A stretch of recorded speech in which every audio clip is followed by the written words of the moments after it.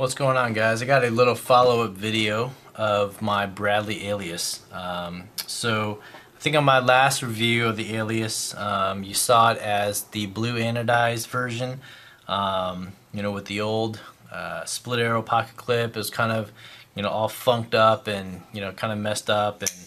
And so I gave it my own little spot treatment here. And with the limited stuff that I own, basically I got some Scotch-Brite pads, I've got a Torx wrench, I've got some USA knife maker pocket clips, and I've got strops and a wicked edge that can sharpen up and all that kind of stuff. So basically, what I did was I stripped this knife down to its bare bones and started polishing it up. I sharpened up the edge, on the wicked edge, and I took the scales and I Scotch-Brited the blue part off.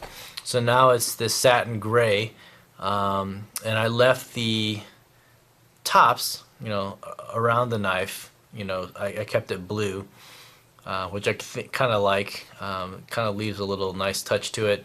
And then this little finger cutout here is kind of still blued, from the Scotch-Brite, but it's a little bit rubbed from the Scotch-Brite. So it's got that nice smooth texture on this Alias, and I'm really liking it.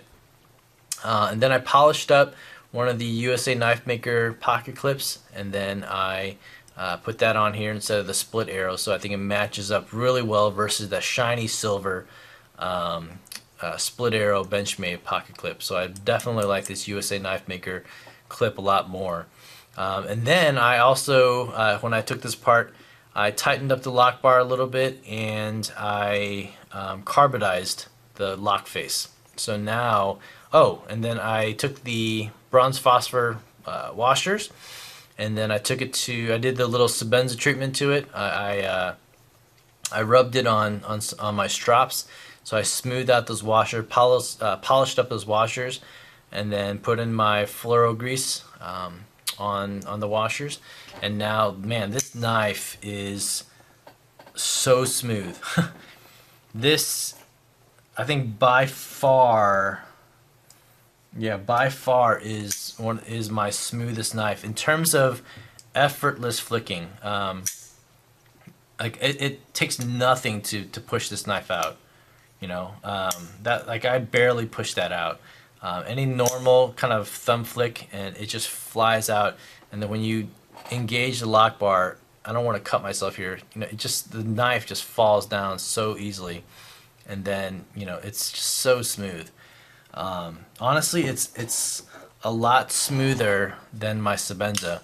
My Sebenza is smooth. It falls down too, but it doesn't just you kind of have to push out the lock bar, and this one, they talk about how it feels like a bank vault, riding on glass. That's kind of how the Sebenza is. You do get that heavier feel, and that's true because the Sebenza is definitely a better built knife. One of my YouTube friends, Chris, was talking about his Alias, and I just watched his review the other day, and he was talking about how the Sebenza is twice as much, but it's also twice as good. I would tend to agree with that. The Sebenza definitely it's a much more substantial knife, that's for sure. But the Alias is no slouch. This is a great blade. I love this blade right now. I like to carry it. I like just flicking it like all the time. It's just so much fun to play with. Especially when you have such a smooth knife. It's kind of like an auto because it's so effortless to just deploy. So anyway, so that's just a really quick update of the Alias. I know I didn't say that.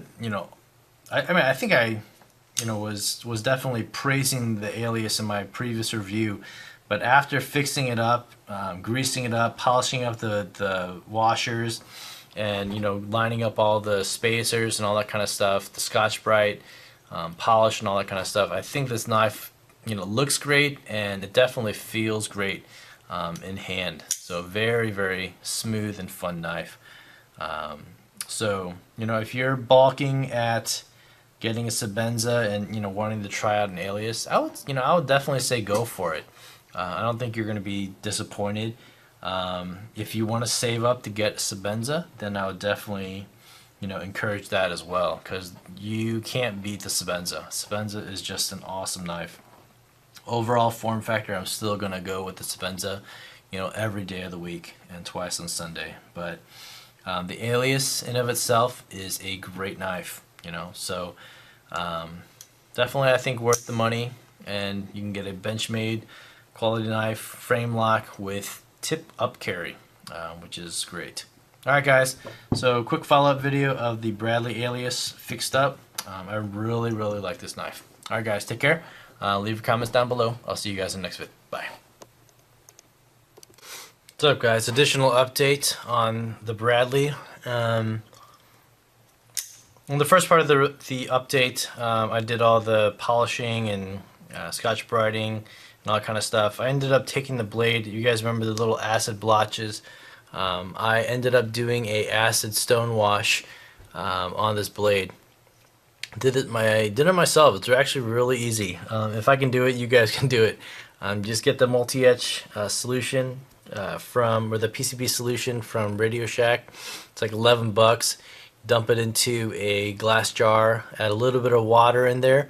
You kind of just dunk I took the thumb stud off, and then dip it in the acid, and then I got the stone washer and the media from Harbor Freight and stuck it in there. Each one I did, I think the acid wash I did for about 25 to 30 minutes, and then the stone wash I did for about 20 to 30 minutes, stuff like that, and this is how it came out.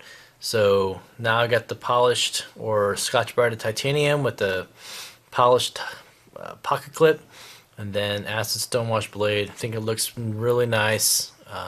It's sterile, now it's sterilized and everything. No big Bradley icon and branding and all that kind of stuff there. So overall, I really like the look of it. But yeah, doesn't get any pocket time, so it'll be for sale. So if you guys are interested in this knife, let me know.